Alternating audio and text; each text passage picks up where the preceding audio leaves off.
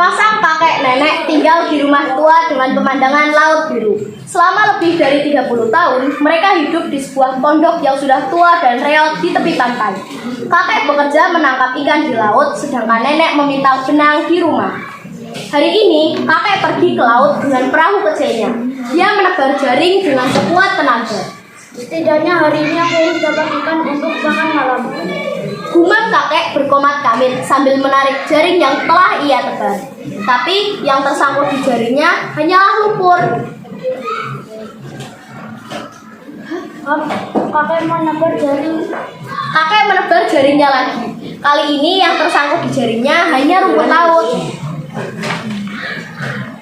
Kakek menebar jaring lagi tanpa merasa putus asa.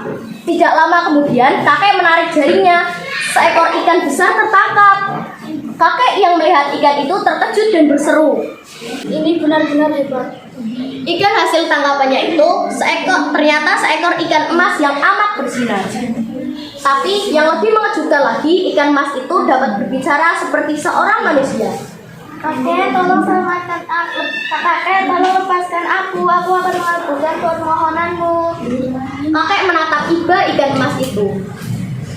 Aku tidak memerlukan apapun. Nah, kembalilah ke laut seperti yang kamu inginkan. Kakek pun melepaskan ikan emas itu ke laut. Terima kasih. Kalau kakek butuh bantuan, datanglah ke laut dan panggil aku. Sesampainya di rumah, kakek menceritakan tentang ikan emas tadi kepada nenek. Hari ini aku menangkap seekor ikan emas. Dia berkata kalau aku melepaskannya, dia akan mengabulkan permohonanku. Karena kasih, aku lepaskan begitu saja. Mendengar cerita itu, nenek pun marah pada kakek. Jadi kakek melepaskan ikan itu begitu saja. Setidaknya kakek bisa memintanya untuk menukar ember cuci lama kita dengan yang baru. Sekarang juga cepat cari ikan emas itu dan buat permohonan. Kakek kembali ke laut setelah mendengar keluhan nenek.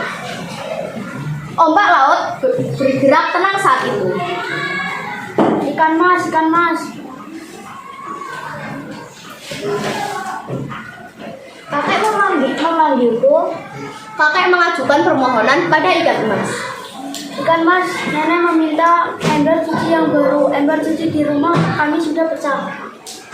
Ikan emas pun menjawab, Jangan khawatir, pulanglah ke rumah. Akan ada ember cuci baru di rumah.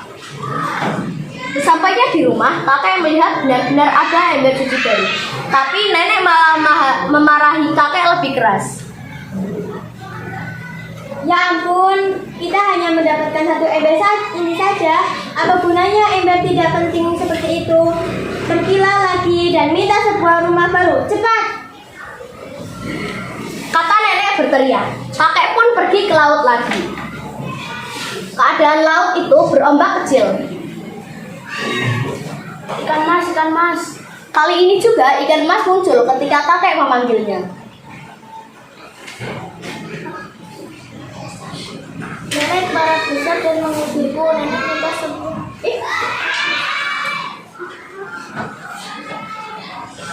Nenek marah besar dan mengusirku. Nenek meminta sebuah rumah baru. Ikan emas pun menjawab, Jangan khawatir kakek, aku akan mengabulkan permohonan kakek. Dengan berat hati, kakek memutar arah perahunya pulang ke rumah. Namun, pondok yang telah ia tinggali selama 36 tahun itu menghilang tak berbekas. Sebagai gantinya, sebuah rumah bagus ada di sana. Ikan emas benar-benar mengabulkan permohonan kakek. Wah, benar-benar rumah yang sangat indah. Ujar kakek tak percaya sambil memandangi rumah baru itu. Saat kakek masuk ke dalam rumah, nenek sedang berdiri menahan amarahnya. Begitu kakek datang, nenek memarahi kakek. Kakek hanya minta satu rumah ini saja. Cepat pergi ke laut dan panggil ikan emas itu. Buat permohonan agar aku jadi ibu rumah tangga yang berkuasa dan punya banyak uang. Aku ingin menjadi bangsawan. Tanpa melakukan apa-apa lagi, kakek pergi ke laut. Ombak di laut itu berdebur keras. Ikan mas. Panggil si kakek. Ikan emas muncul menganggukkan kepalanya. Apa yang kakek perlukan? Tolong kasihanilah aku, nenek tidak membiarkan aku begitu saja. Kali ini nenek ingin menjadi seorang bangsawan. Ikan emas menyahutnya. Jangan khawatir, aku akan mengabulkan permohonan kakek. Sesampainya di rumah, kakek melongo. Rumah indah yang tadi dia lihat sudah berganti menjadi di rumah megah dan mewah. Penampilan nenek yang ada di dalam rumah jauh lebih mengejutkan. Nenek memakai baju mahal layaknya seorang bangsawan. Tidak hanya itu, nenek juga bersikap tinggi hati dan memiliki para pelayannya sendiri. Kakek menghampiri nenek dan berkata, Selamat pagi, Nyonya, baju Anda terlihat bagus. wajah nenek menjadi kecut melihat kehadiran kakek. Kemudian nenek menghadis dengan suara keras. Kamu mau diam saja di situ? Lebih baik kamu pergi ke kandang kuda dan bekerjalah. Nenek memasang wajah tidak puas dan menyuruh kakek ke kandang kuda. Beberapa hari kemudian, nenek memanggil kakek. Sekarang juga carilah ikan emas itu dan memintalah permohonan buat aku menjadi seorang ratu. Kakek terkejut dengan permintaan nenek. Ikan mas memang berkata akan mengabulkan semua permohonan kita, tapi bagaimana bisa nenek berani meminta yang seperti itu? Aku tidak bisa membantu lebih lagi. Mulai sekarang berhentilah bersikap serakah. Dengan wajah menakutkan, nenek berteriak kepada kakek. Kalau tidak cepat pergi, kamu akan tahu rahasia diseret paksa orang-orang. Saking takutnya, kakek tidak bisa berkata apa-apa lagi. Kakek pergi ke laut lagi. Langit dan laut berubah menjadi warna biru gelap. Bahkan di tengah laut turun hujan badai yang bisa membalikan sebuah perahu. Ikan mas. Panggil kakek. Ikan emas pun muncul ke permukaan. Ikan mas, maafkan aku. Nenek sekarang sudah tidak ingin menjadi seorang bangsawan, dia ingin menjadi ratu. Ikan emas pun menjawab. Kakek jangan khawatir, pulanglah ke rumah, nenek akan menjadi seorang ratu. Kemudian ikan emas menghilang ke dalam ombak. Kakek kembali ke rumah dengan langkah bengkai. Rumah besarnya kini berubah menjadi istana yang berdiri megah. Nenek benar-benar menjadi seorang ratu berkat permohonan yang dikabulkan oleh ikan emas. Nenek merasa senang karena menjadi ratu, namun tidak demikian dengan kakek. Kakek pergi ke hadapan nenek yang telah menjadi ratu dan berkata dengan hormat. Yang mulia ratu, sekarang Anda sudah puas.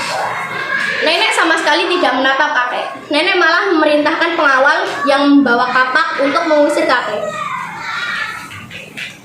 Seret keluar istana laki-laki tua itu sekarang juga. Setelah mendapat perintah dari nenek, pengawal tersebut segera menyeret kakek. Apa yang kalian lakukan? Lepaskan aku. Kakek mengentak-entakan kakinya menolak diseret paksa. Namun kakek tidak bisa menang dari pengawal yang kuat itu. Penduduk desa berbisik-bisik membicarakan kakek yang baru saja diusir dari istana. Dia orang tua yang memalukan. Bagaimana bisa dia mengabulkan permintaan itu? Kasihan sekali melihatnya diusir seperti itu. Namun tak lama kemudian, nenek memerintahkan pengawalnya untuk membawa kembali kakek ke istana. Kakek pun dibawa pengawal ke istana dan duduk berlutut di hadapan nenek. Nenek memandang rendah kakek dan berkata dengan sopan. Aku sudah bosan menjadi ratu yang bisa melakukan semua hal sesuka hati. Sekarang aku yang menjadi Dewi Laut, penguasa lautan, dan ikan emas itu menjadi pelayanku. Pergilah ke laut dan katakan pada ikan emas untuk mengabulkan permohonanku. Kakek tidak dapat bicara apa-apa dan dia pun pergi ke laut.